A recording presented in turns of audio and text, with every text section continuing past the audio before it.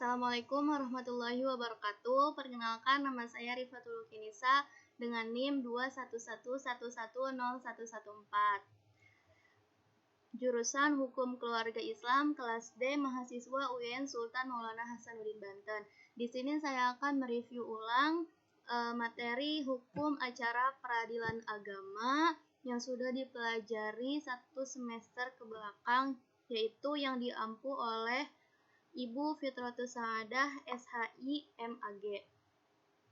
Baik teman-teman, yang pertama itu ada pengertian hukum acara peradilan agama. Hukum acara peradilan agama merupakan hukum yang mengatur cara mengajukan gugatan kepada pengadilan agama, cara pihak tergugat mempertahankan diri dari gugatan penggugat, cara hakim bertindak baik sebelum maupun saat pemeriksaan dilaksanakan, dan memutus perkara yang diajukan oleh penggugat. Kemudian ada sumber utama hukum material peradilan agama, hukum Islam yang bersumber dari Al-Quran dan hadis. Kemudian juga dasar hukum dari Undang-Undang Nomor 1 Tahun 1974, Undang-Undang Nomor 7 Tahun 1989, Peraturan Pemerintah Nomor 9 Tahun 1975, Peraturan Pemerintah Nomor 28 Tahun 1977, Instruksi Presiden Nomor 1 Tahun 1991 tentang KHI, Peraturan Menteri Agama Nomor 2 Tahun 1987, Jurisprudensi Ilmu Pengetahuan Ilmu Hukum dalam kitab-kitab fikih, hukum positif yang berkaitan dengan tugas dan kewenangan peradilan agama. Kemudian ada asas-asas peradilan agama. Asas-asas peradilan agama yaitu ada 7. Yang pertama, asas personalitas keislaman. Yang beracara di pengadilan agama harus orang yang beragama Islam. Kemudian ada asas kebebasan. Yang ketiga, asas wajib mendamaikan. Yang keempat, asas sederhana, cepat, dan biaya ringan. Yang kelima, asas persidangan terbuka untuk umum. Yang nomor keenam, asas legalitas dan equality. Dan nomor 7, asas aktif memberi bantuan.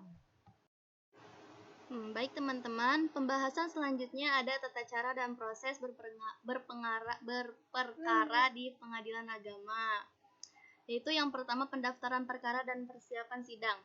Nah, pendaftaran perkara di pengadilan agama akan diperiksa oleh kepanitraan dengan memperhatikan 1. Surat gugatan atau permohonan sudah jelas, yaitu terdapat identitas, posita, dan petitum. Kemudian ada kesesuaian perkara dengan kewenangan relatif atau absolut peradilan agama. Yang kedua, menunjukkan majelis hakim atau ketua pengadilan. Yang ketiga, penetapan hari sidang oleh ketua majelis. Yang keempat, pemanggilan pihak-pihak yang berperkara. Nah, adapun tujuan pemeriksaan perkara, tahapan pemeriksaan perkara. Yang pertama, pembukaan sidang.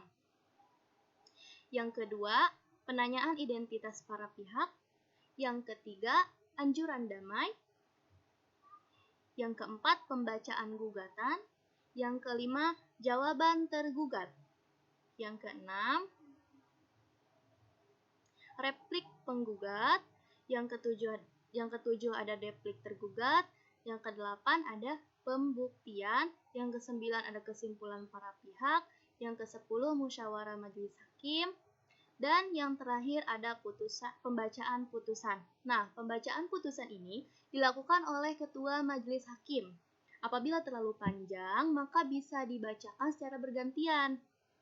Pembacaan putusan dilakukan dalam sidang terbuka untuk umum. Apabila kedua belah pihak sama-sama menerima, maka putusan akan langsung berkekuatan hukum tetap dan tertutup upaya banding. Akan tetapi, apabila belum menyatakan sikap, maka ada tenggang waktu 14 hari sejak dibacakan putusan untuk menyatakan menerima atau menolak. Nah, pembahasan selanjutnya ada penyitaan di pengadilan agama.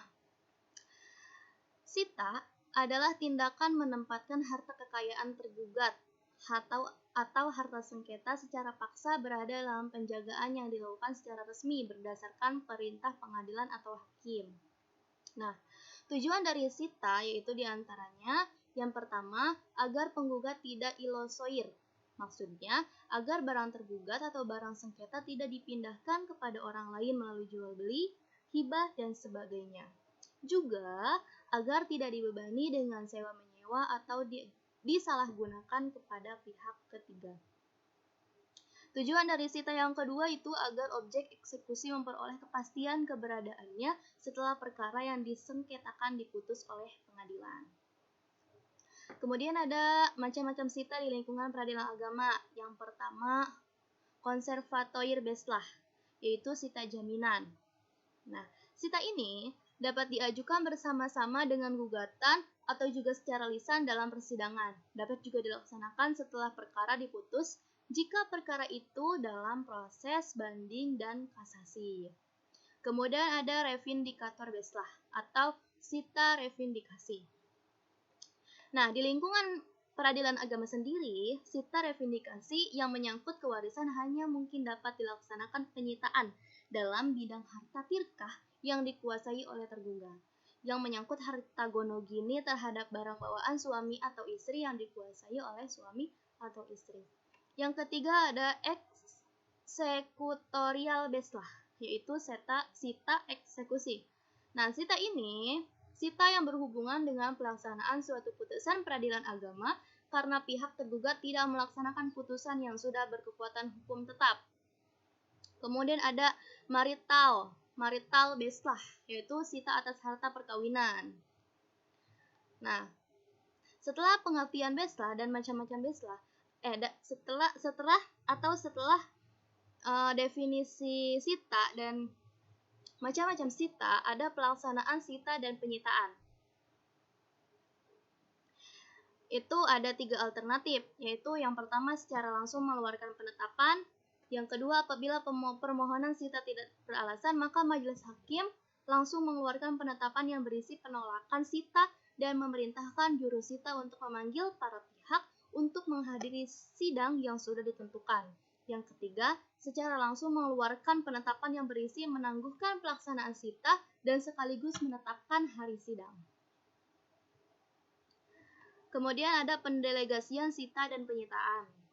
Nah, di lingkup peradilan agama, yang mendapatkan pendelegasian sita menunjuk panitera atau jurusita untuk melaksanakan sita sesuai dengan apa yang tersebut dalam penetapan sita.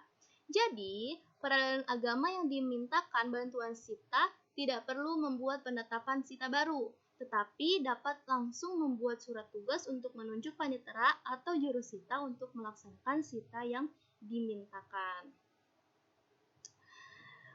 Nah, kemudian ada hal-hal yang tidak boleh dilakukan dalam penyitaan. Yang pertama, dilarang melakukan penyitaan terhadap hewan dan perkakas. Yang kedua, melakukan penyitaan yang melampaui jumlah tagihan. Yang ketiga, dilarang meletakkan sita jaminan terhadap barang milik hak ketiga. Yang keempat, dilarang melakukan penyitaan di belakang meja atau tidak hadirnya panitera atau jurusita di tempat penyitaan berada. Yang kelima, dilarang menyerahkan penyimpanan dan penjagaan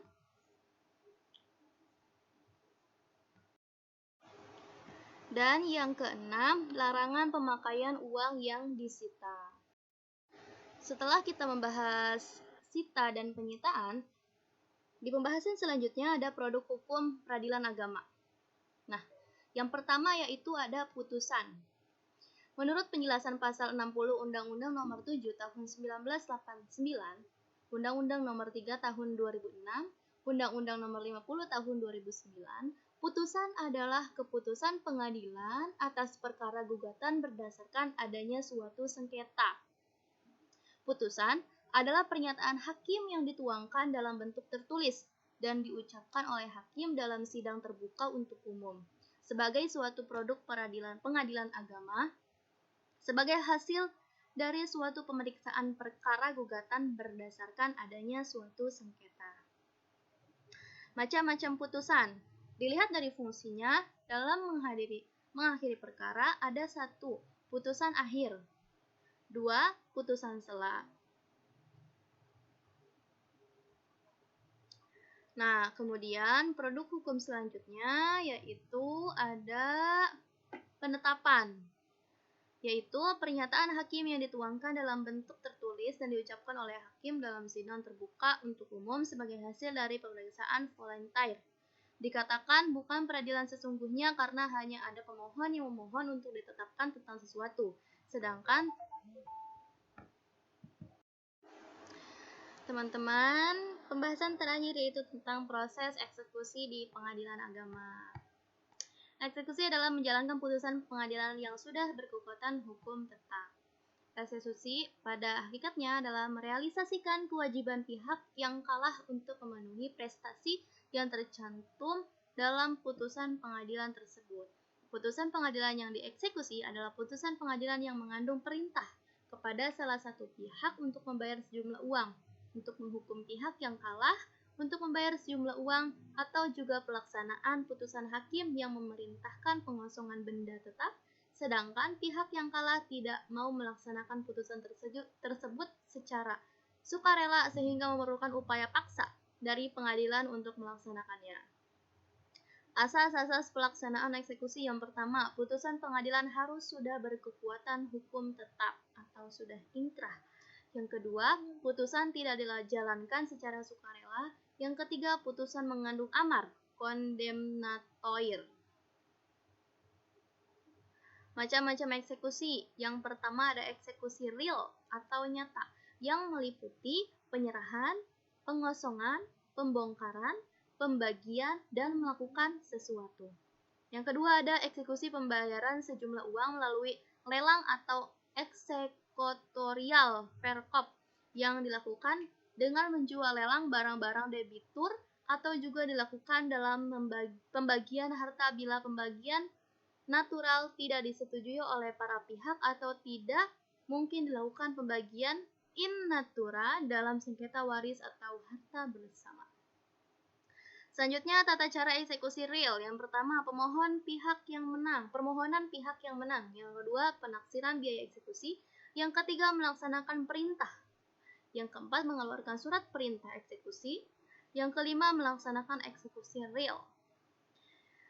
Nah, adapun eksekusi pembayaran sejumlah uang, yaitu yang pertama mengeluarkan penetapan sita eksekusi, yang kedua mengeluarkan perintah eksekusi, yang ketiga pengumuman lelang melalui surat kabar dan media sosial, yang keempat permintaan lelang atau permintaan lelang ditunjukkan kepada kantor lelang negara, yang kelima pendaftaran permintaan lelang, yang keenam penetapan hari lelang, yang ketujuh penentuan syarat lelang dan floor price, yang kedelapan tata cara penawaran, yang kesembilan pembeli lelang dan menentukan pemenang, yang 10 pembayaran harga lelang.